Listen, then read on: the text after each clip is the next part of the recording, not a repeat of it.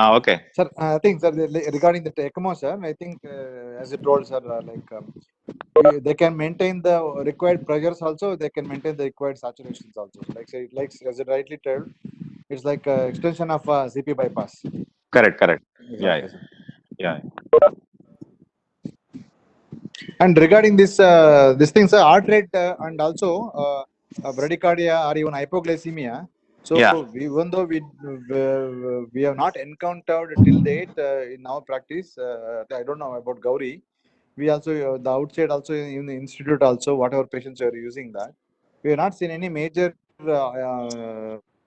issues with hypertension or bradycardia or so hypoglycemic episodes. Correct. So some of the patients in the background of family history of asthma also we have used, but patient not having asthma or Correct. VC episode, but family history. Yeah. So we are not seen much. Maybe with the dosage what we are using may not be that May much not be that toxic.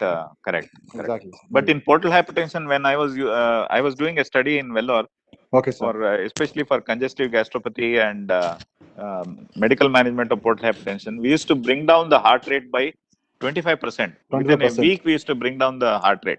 Okay, sir. So even in So thyroid that also. was Thyroid really also. scary. That was really scary. Yeah. Yes, sir. Yes, sir. Yes, sir. They will come with a heart rate of 80 and you bring it down to 60. And some of them will be going around with a heart rate of 50, 55, 60 and all that. Children. So, I mean, that is, and they'll be having these huge spleens with portal hypertension. So, so you are using what dosage, sir? That must be more. no, we started with, we used to start with, say, 20 mg, 10 mg BD or something like that.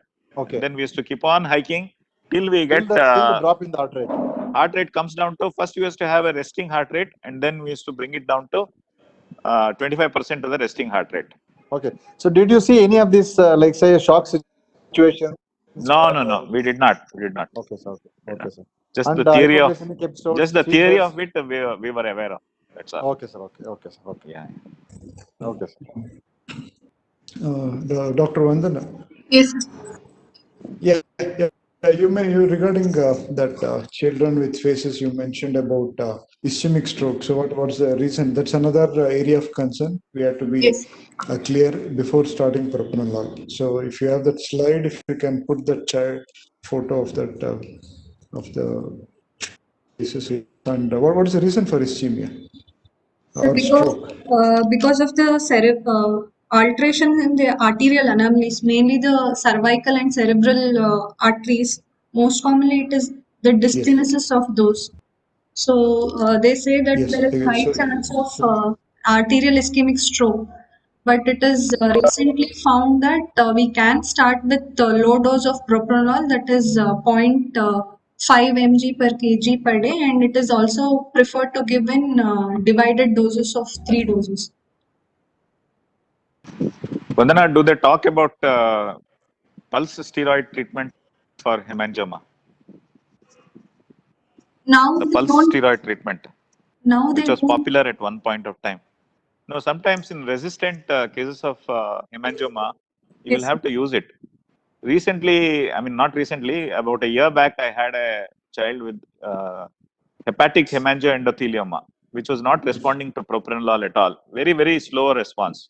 Okay. So in that, we had to use, initially we tried steroid, but that steroid started giving early Cushingoid changes. So then we had to switch over to the pulse steroid treatment.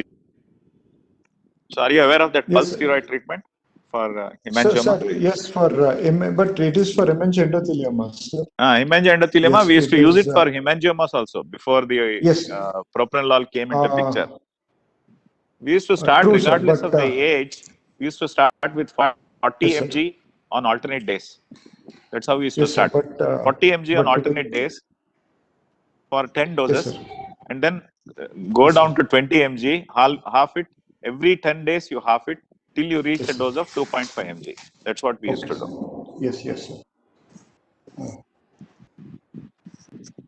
But recent reports or things like that have not mentioned, sir. Only thing is that only prolonging the duration of use of propranolol. Initially, 6 months, 1 year, now till the age of 1 year. And some reports have gone up to 1.5 years to maintain the rebound phenomena. So What about all this sirolimus, sildenafil, and all these things? Are they still being tried for yes, these sirolimus is for hemangiomas and complex malformations? sirolimus is being used for complex malformation as a trial basis, sir, because the Okay. incidence of complications with that is much more, including bone marrow suppression and nerve issues. That's much more. So for a complex malformation, and which for that, yes, it is being used, sir. But for regular hemangiomas, it's not mentioned, sir, unless it's like something like airway or involvement where there is obstruction or amblyopia where there is an eye. That's probably one other condition where pulse dose can be used for in the hemangiomas, sir, especially in the eye, in order Okay. to prevent amblyopia, or in the airway. Airway again, other this one is the use laser. Laser to bring about acute regressive features so that the airway strider comes down. That is the thing, sir. Okay. Right. So just one more, sir. Like say, Gauri, there are a lot of articles about the use of sirolimus in expensive lymphatic malformations or lymphatico-venous or lymphaticovascular malformations. And in fact, in some of the retroperitoneal extensive lymphatic malformations which are not amenable for any form of therapy, they have found a very good results with the use of sirolimus. Yeah. Even in the pulmonary lymphangiomatosis, that is one condition Yes, sir. where it is extensively used. This one, sirolimus. Sirolimus. All the Yeah. congenital AV malformations Correct. and the Proteus syndrome and Weber syndrome, and this group are the ones which have benefited because the risk involved in not managing them is high. So, per se, the drug use one it would be like a chemotherapy. Correct. Spastic diplegia. Exactly. You have to monitor the levels. Yeah. Yes. Spastic diplegia is a known complication, and bone marrow suppression and aplasia is a known complication occurring in up to 30% of children. So, we like to monitor like a chemotherapy. And these complex lesions are the ones which are now being routinely done, and probably with dose recommendations would come out, then it will be started to use as a routine drug. This group of conditions, yes. So in this review article, it is not mentioned use of sirolimus This and is a no, sir. This is a series, so probably it also has venous and lymphatic in other chapters. So in this, it is not mentioned, sir. This is not It is not mentioned. Yes. Sir. okay. Okay. So thank you, Dr. Vandana. It was an excellent presentation. Thank you. Yeah, Thank good you, sir. presentation, Vandana. Good Thank you, sir. presentation. Thank you. Thank you. Good afternoon. Today we have a discussion on the journal regarding seminars in pediatric surgery on infantile and congenital hemangioma from October 2020 issue.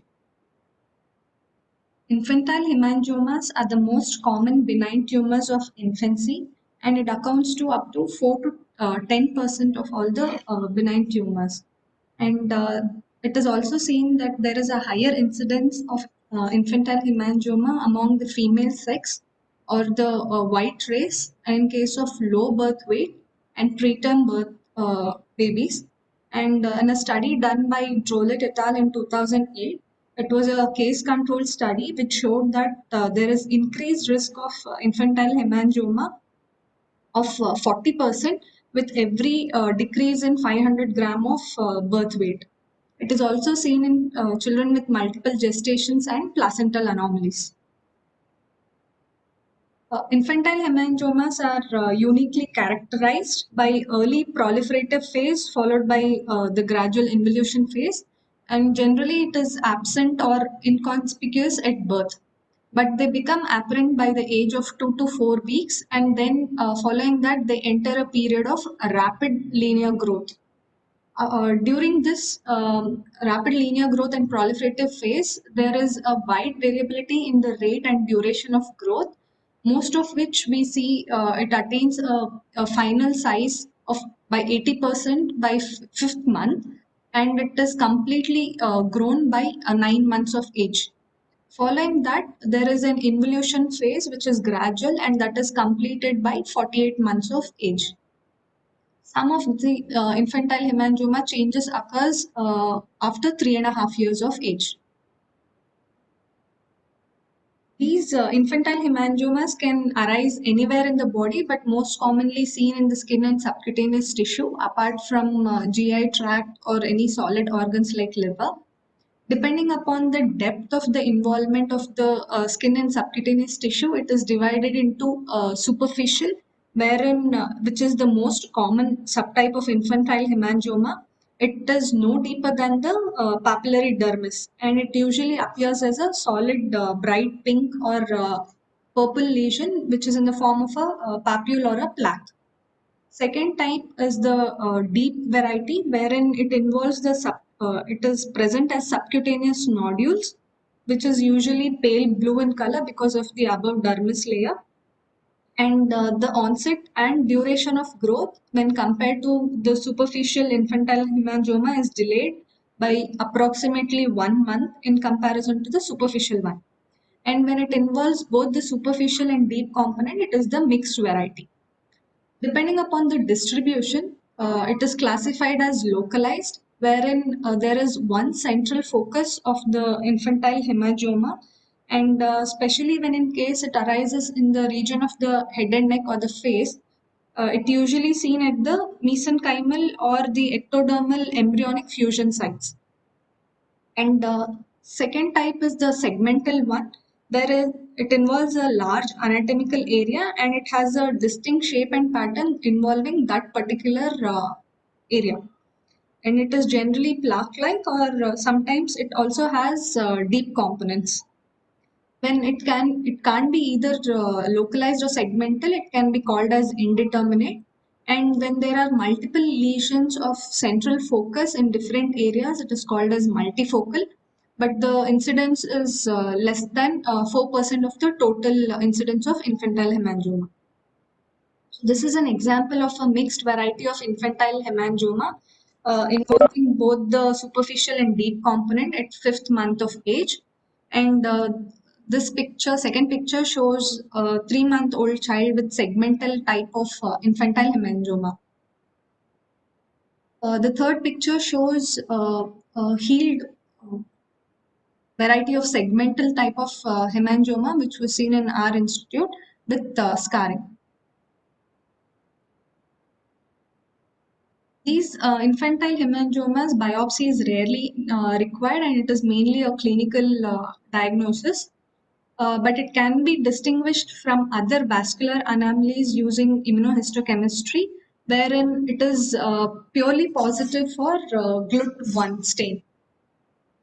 GLUT1 is a protein that has normally been identified in case of human brain and placental tissue, but it is not seen in case of skin and subcutaneous tissue. Therefore, whenever GLUT1 is positive in such conditions, it is suggests a possible pathogenic association. And this staining positive for GLUT1 is seen throughout the clinical course of infantile hemangioma, but its histological features will change depending whether it is in the proliferative phase or it is in the involution phase. So in case of histology of a proliferative period of infantile hemangioma, we can see mitotically active endothelial cells that surround lobules of a compact capillary. So there is proliferation of compact capillaries.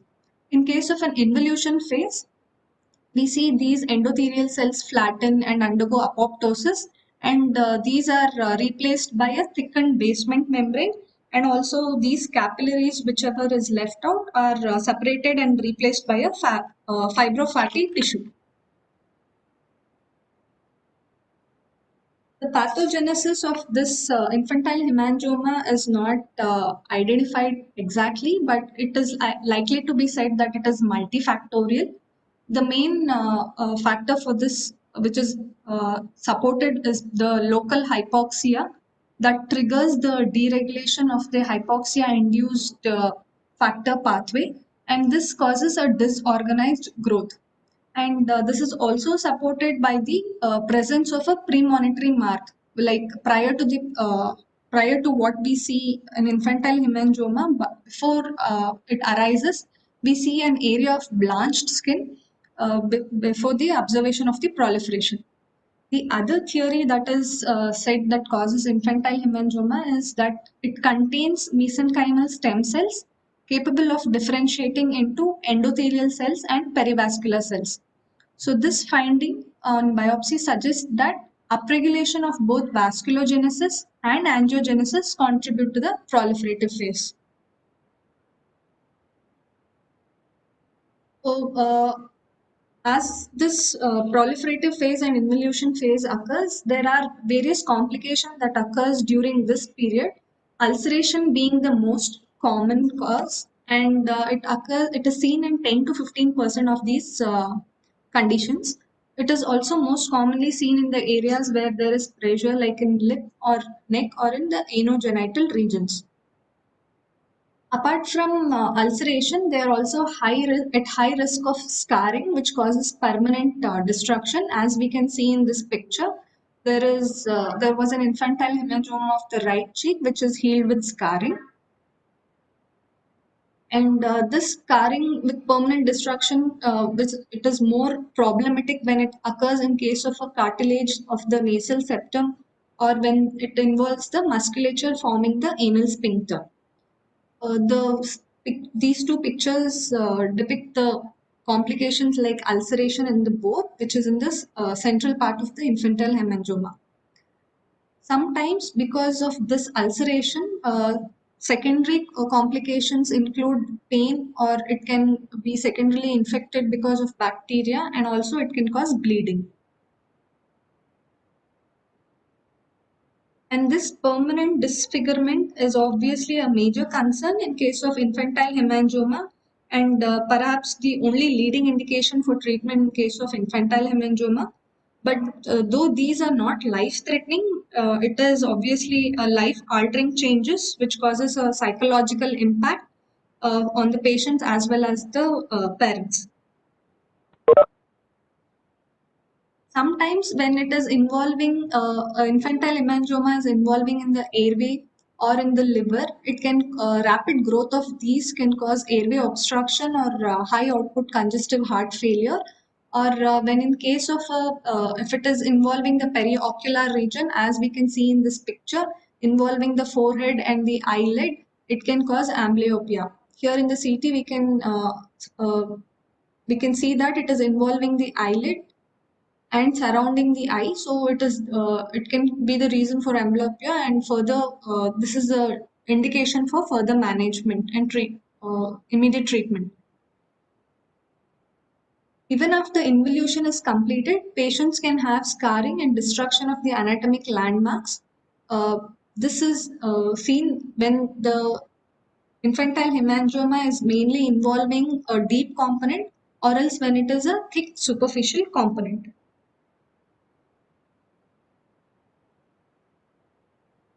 Some of the associated syndromes in case of infantile hemangioma is most frequently seen with large segmentile infantile hemangioma. The syndromes like phases, that is posterior fossa malformation with hemangioma, arterial anomalies that are seen like involving the cervical and cerebral arteries, where there is most commonly dysgenesis of these, and C for cardiac defects like ASD or VSD, and most commonly seen is the coarctation of aorta. The coarctation of aorta can be differed from other causes of coarctation, wherein in case of infantile hemangioma, it is mainly the transverse aortic arch that is involved, and there is also absence of left heart valve involvement, and eye abnormalities are also seen. So these cases in 31% of infants with a large hemangioma are on the head and neck, more than 22 centimeters square are the criteria to call it a phase syndrome. And these are screened by echo or MRI. And some of the other findings are also like supraumbilical raphe or the sternal pits that are seen associated with infantile hemangiomas. Other syndrome apart from phases are lumbar, which involves the lower body infantile hemangioma, urogenital anomalies, myelopathy, or bone deformities, mainly intraspinal lipoma or hemangiomas or tethered cord, and associated anorectal malformation, which these usually present for anorectal malformation, and incidentally we note in midline hemangioma. Then we have to work up for the lumbar syndrome association. And others associated syndromes are pelvis and sacral. So this is an example for faces syndrome, where we can see in infantile hemangioma on the face and also the sternal pit. This is another child who presented to us with infantile hemangioma of the face, and it also had intraoral subglottic association of the hemangioma.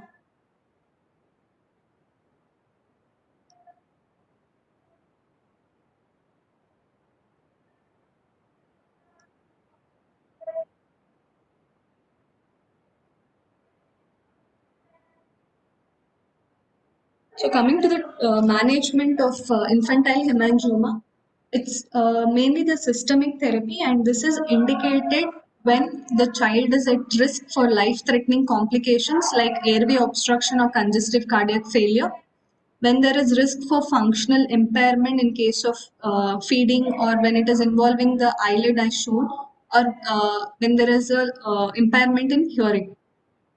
Then when there is risk for, or when there is also presence of ulceration, or when there is a risk for permanent disfigurement. And this systemic therapy is ideally started around 1 to 2 months of age, and it is definitely critical to prevent permanent damage to the dermis and the subcutaneous tissue. Initially, it was corticosteroids that were considered the gold standard treatment, but now many studies have proven that oral propranolol, which is a non-selective lipophilic beta-adrenergic receptor blocker, is the main modality of treatment. But some of the complications like hypoglycemia, seizures, bradycardia, hypotension, or sleep disturbance, or GI distress, and cold extremities are to be kept in mind. And hence, we do a 12-lead ECG with echo prior to starting this oral propranolol. And the mechanism of action of propranolol is basically on many theories have come across, but there are four mechanisms via which the propranolol acts on this infantile hemangioma and helps in the management. That is mainly vasoconstriction or endothelial cell apoptosis via beta adrenergic signaling and caspase pathway, and also inhibition of this angiogenesis via modulation of vascular endothelial growth factor receptor. The serious effects of like hypoglycemia or hypotension and bradycardia is rarely seen, and it is less than 1% of the condition. The dosage of starting for oral propranolol is from 1 to 3 mg per kg per day until 1 year of age to prevent rebound growth. In case of phases syndrome or associated syndromes of infantile hemangioma, special consideration is given, but they had said that there are high chances of acute ischemic stroke, but many studies which have done recently have said that we can start with the lowest possible dose with a divided 3 times daily dose to avoid the side effects like ischemic stroke. Other drugs apart from propranolol like atenolol and nadolol have also been studied. Atenolol has been used where propranolol is contraindicated due to its bronchoconstricting effects, and it is more cardioselective, while nadolol has a long T half-life and it has decreased blood-brain barrier exchange. So it could minimize sleep disturbance, which is seen in some case of propranolol studies. But the efficacy is not studied in case of nadolol, and there have been shown cases of death reports using nadolol, so it is not the standard yet. Apart from these two, topical timolol is also used in case of superficial infantile hemangiomas. Oral glucocorticosteroids are used when it is either there is seen a poor response for propranolol or whenever it is contraindicated. And these steroids like intralesional triamcinolone or betamethasone are used when there is localized infantile hemangioma in case of nose or lip. And because of these adverse drug effects, which are and also inconsistent efficacy, like adrenal suppression, immunosuppression, hypertension, and decreased growth in infants, the treatment was switching over from glucocorticoids to propranolol. Apart from these systemic therapy medications, surgical resection and pulsed dye laser can also be used when there is the infantile hemangioma is completely involuted and requires reconstruction of anatomical landmarks, or when there is resection of residual fibrofatty tissue required. Apart from this, it can also be used when there is permanent disfigurement because of deforming causes, and also when it is an obstructing lesion, especially in the airway.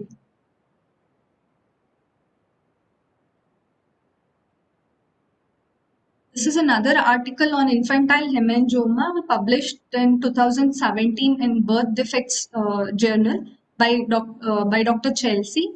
Here, apart from these pathogenesis, which I had already mentioned regarding the GLUT1 positive condition, they also suggest that more recently the renin-angiotensin system play a role in endothelial cell proliferation of infantile hemangioma. So the serum renin levels are markedly elevated during the first 3 months of life. And this tapers down in a pattern that may in fact parallel the natural growth pattern of infantile hemangioma. So higher renin levels have been detected in females, whites, and premature births also, which are high risk cases for infantile hemangioma. And the spontaneous involution that occurs in infantile hemangioma may be related to plummeting of the serum renin levels with age and a depletion of the endothelial progenitor cells with time. So the use of AC inhibitors is also a consideration apart from propranolol. However, the data have favored propranolol over AC inhibitors in terms of efficacy in the journal published by Dr. Zaher et al. So many of the aforementioned proposed theories for this infantile hemangioma pathogenesis, and finally it ultimately gets back to hypoxia and hypoxia-induced factor pathway, the RAS being no exception.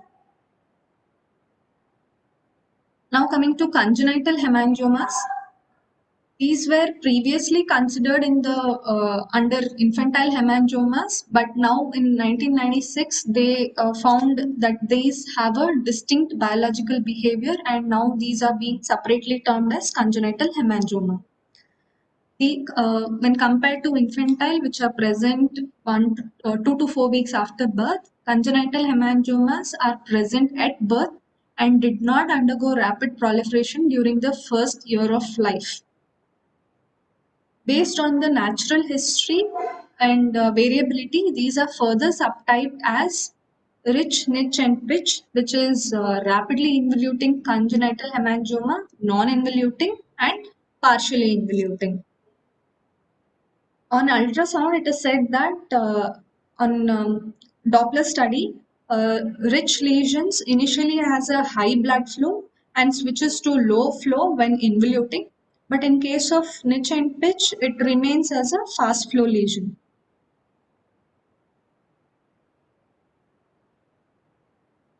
Recently, these subtypes have actually been challenged, saying that the next generation sequencing evaluating lesional tissue demonstrated a shared molecular origin with a point mutation in case of GNAQ209 or its homologue.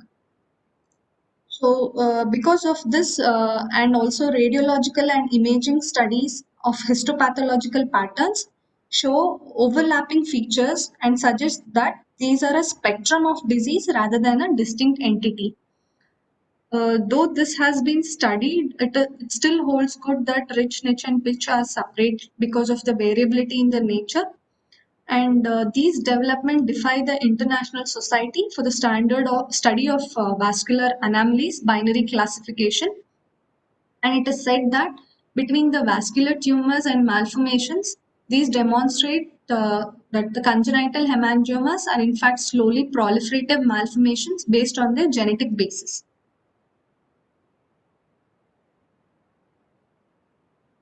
These lesions, these congenital hemangiomas are very rare and found to be only 0.3% of the incidence, and they're equally distributed among both sexes.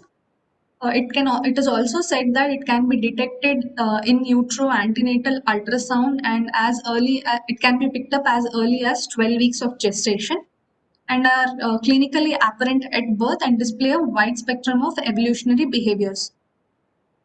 Many of these hemangiomas undergo a period of regression following birth that may resolve in complete or partial involution.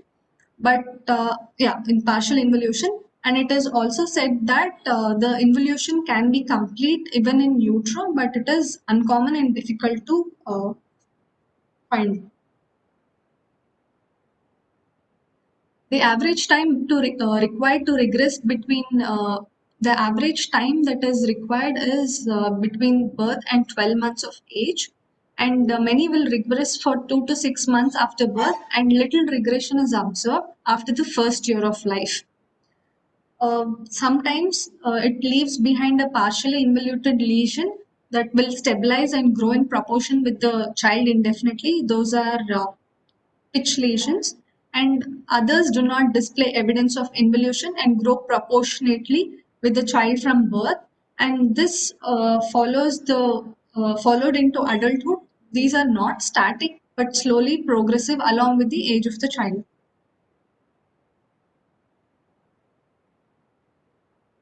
Majority of these congenital hemangiomas are localized and focally contained to one area, most commonly on the head, neck, or extremities near areas of a joint. And less commonly, they have seen a segmental distribution expanding over a large anatomical region, or else multifocality. Most commonly, it is average diameter being 5 centimeter, and it is usually raised pink to violaceous, round or oval plaques or nodules that are exophytic at birth. The striking feature is that it has a central and or a peripheral pallor, and it is a firm, warm nodule and are rarely hard. Some of the secondary features are coarse telangiectasia surrounding that, and exophytic papules or nodules, or crusting or scaling.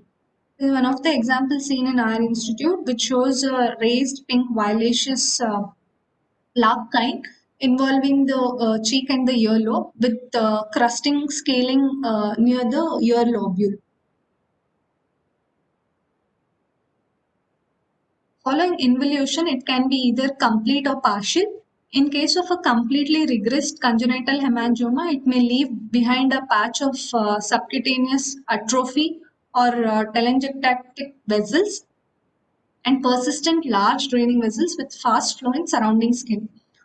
So this is the example we had seen, which presented to us with congenital hemangioma over the face, and once it is completely regressed, we can see that there is subcutaneous atrophy of the skin and scarring of the left side of the face. In case of a partially regressed congenital hemangioma, it will appear as a depressed telangiectic patches or plaque that may still be red or violet or blue in color with pale peripheral rims. This is a 7-day-old child who presented with congenital hemangioma, and at 4 months of age, we can see it is the color is changed to blue with a pale peripheral rim. This is also another example seen in our institute with peripheral telangiectasia, and the color of the hemangioma is decreased compared to what it was seen previously. A word on congenital hepatic hemangioma. It is tend to be focal in nature and present as a congenital solitary liver mass, in contrast with hepatic infantile hemangiomas, which tend to be multifocal or diffuse. These are usually asymptomatic or present with abdominal distension or hepatomegaly. And it is seen that by 12 months of age, 80% of the size is reduced. These may either subsequently undergo partial involution or static appearing growth over time. Due to these high flow vasculature lesions, it can present with complications like ulceration or bleeding, and peripartum intratumoral bleed is common in large cutaneous and visceral congenital hemangiomas due to rapid shift from fetal to infantile blood flow. And then large cutaneous and visceral congenital hemangiomas may be associated with high output congestive heart failure due to intralesional shunting as well. So these may present with anemia, mild thrombocytopenia, and mild hypofibrinogenemia. But these are a transient condition, unlike Pasabach-Merritt syndrome. So this is an example of congenital hemangioma with complication of ulceration in the center.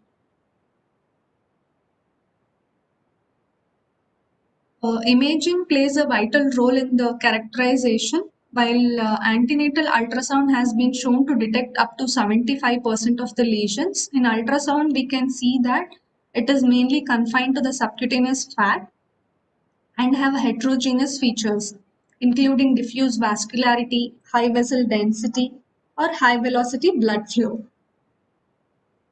and occasionally calcifications. Along with this, there is presence of venous lakes, venous ectasia, and calcification of grayscale ultrasound help to distinguish congenital from, it is supposed to be infantile hemangioma. Apart from ultrasound, MRI also demonstrates well-defined limits with heterogeneous enhancement, hyperintensity on T2 weighted sequences, and there are flow voids and fat strandings. This helps in the planning of mainly surgery.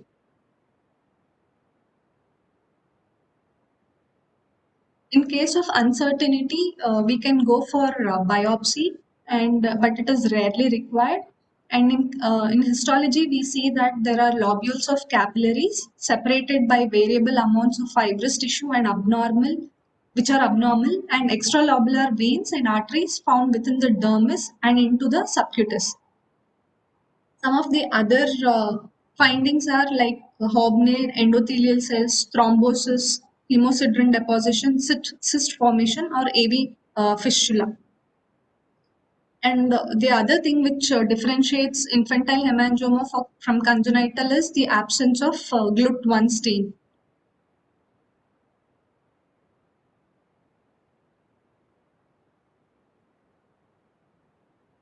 So in case of pathogenesis, here we see utilizing the target NGS, we see that mosaic mutations have been identified that alter the glutamine at amino acid 209 in GNAQ and GNA11. This further causes leading to constitutive activation of MAPK pathway, which is important for vasculogenesis and differentiation.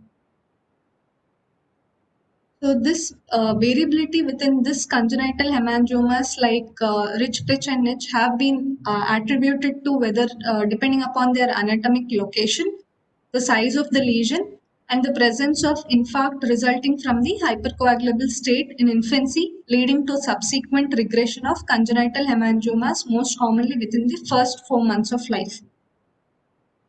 NGS also has helped to clarify prior inconsistencies and confusion surrounding the nomenclature of congenital hemangiomas. And it is confirmed that all these congenital hemangiomas are in fact one disease entity with a wide spectrum of clinical presentation. And coming to the treatment of this congenital hemangiomas, based upon the tumor size, location, and presence of complications, it appears to be whether it is involuting, then we can have a serial observation to be done. Or when we are suspecting that it can be like there are trauma prone areas, or in case it is involving the visceral lesions, and if the lesions are causing any pain or disfigurement, it should be considered for treatment based on the ease of the accessibility. Surgical excision of this lesion with or without embolization is another option. And following involution, sometimes the atrophic tissue may require surgical reconstruction with grafting, resection, and or tissue transfer.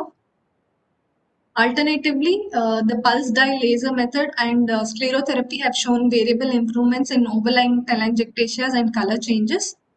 And unlike infantile hemangiomas, where medical therapy is the gold standard, it is not that helpful in case of congenital hemangioma. Thank you.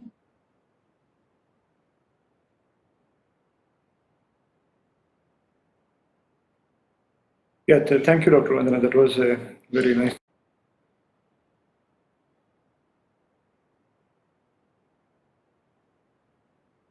Take discussion and situation. As you mentioned, yes, between congenital and infantile group, they're very rare. One is the response to therapy people should be aware of, and second is need for therapy, whether they want to start therapy unless it's not on the face or very important regions of the body or causing some problems.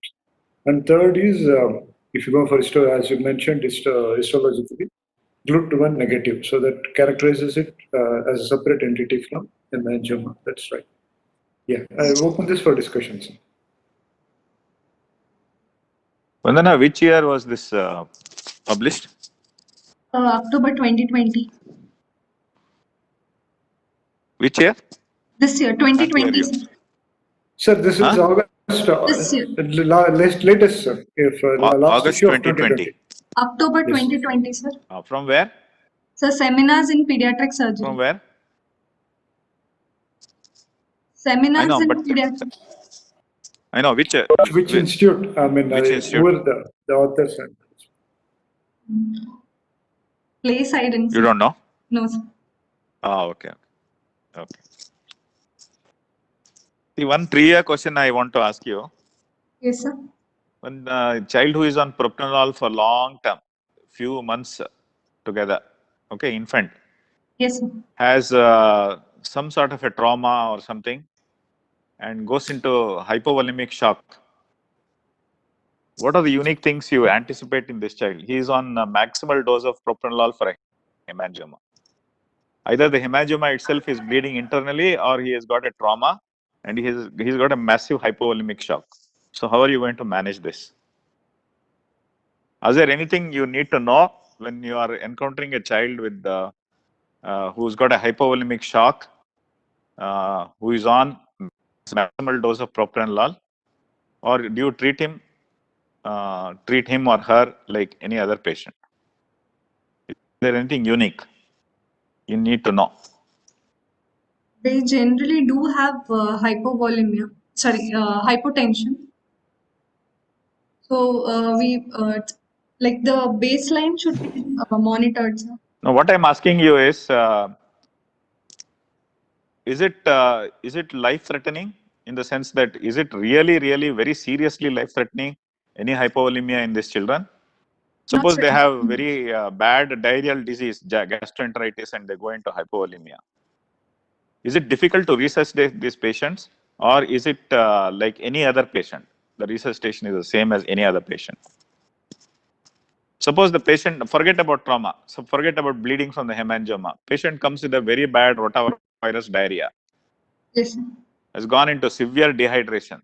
Is it difficult to resuscitate these patients?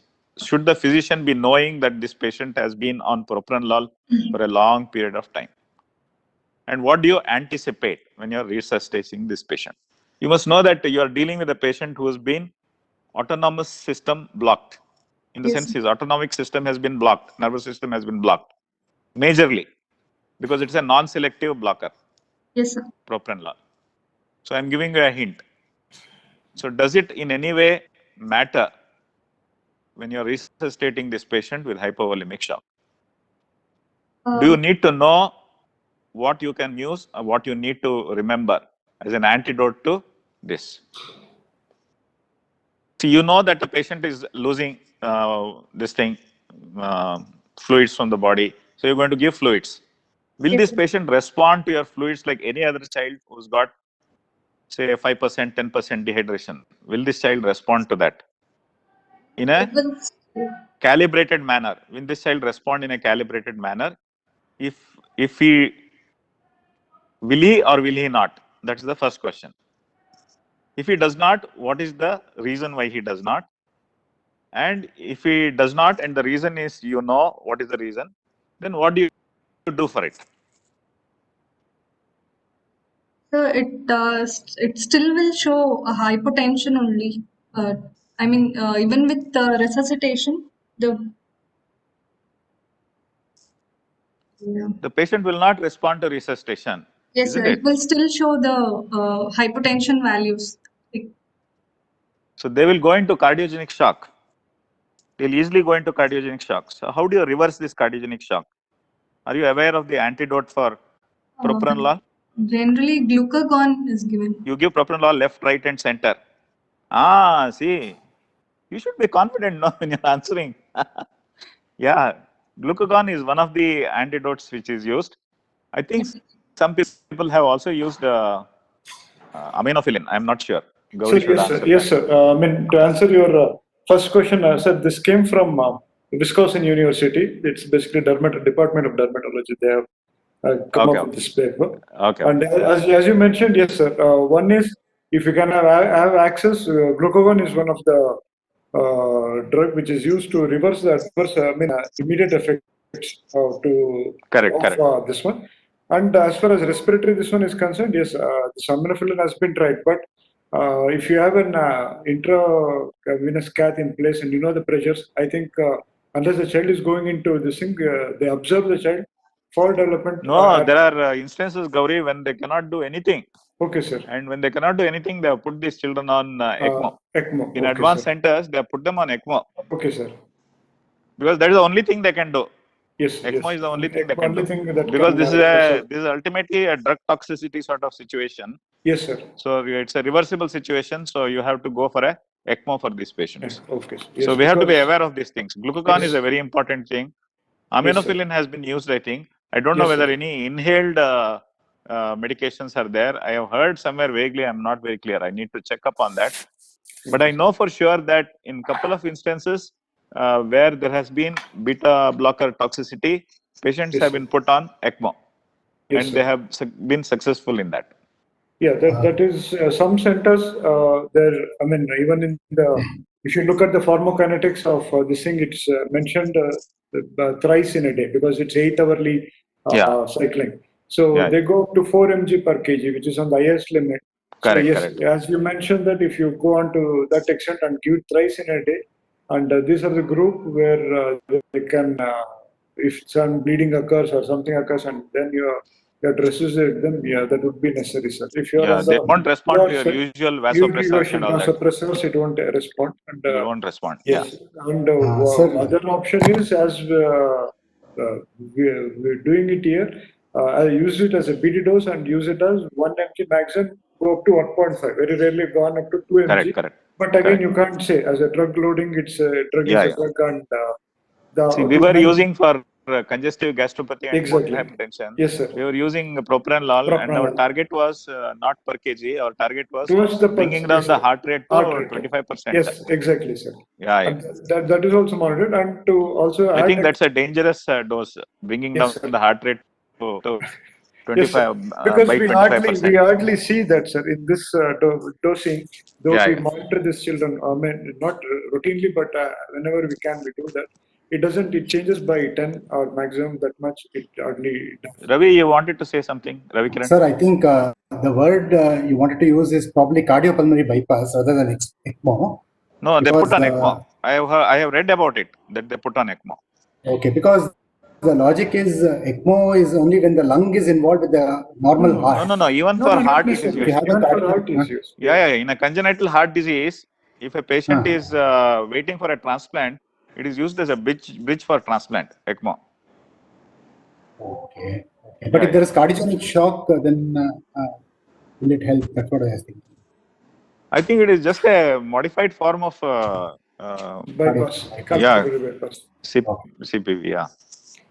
Just to be on that, what complication we have seen routinely, if at all, in this group of children is diarrhea, sir. We see persistence of non-mucous like diarrhea, where we have Okay. to stop this drug.